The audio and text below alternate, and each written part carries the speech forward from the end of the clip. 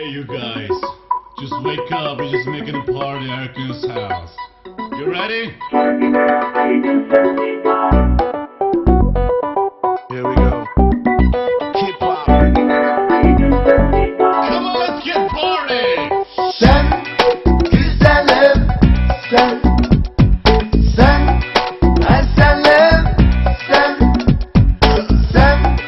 güzelim, sen eselim, gözlerine doymadım, yarım sana kanlıdım, gel yine ey güzel nigarım. Sana teşna bu kalbim, derki doldu yüreğim, bunca adam sana güzelim. Kara bakın güzel kız yüzümge, kula savun sözümge.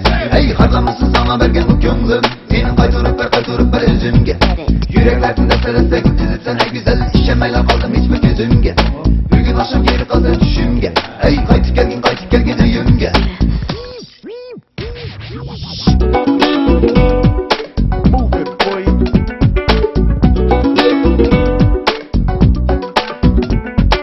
Oh, yeah.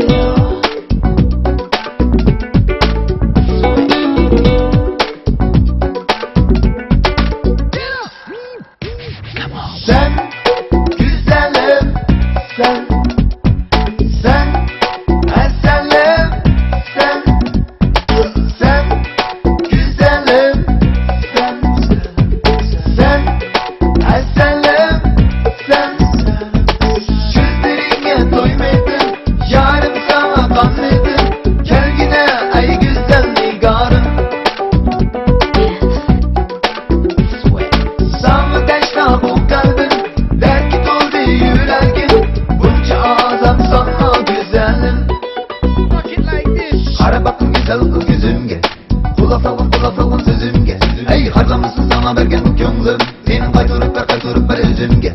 Yüreklerinde serese gittizik sen ey güzel, işemeyle kaldım hiç mi gözümge. Bugün akşam geri kalır düşümge, ey kaytık gelgin düğümge. Sen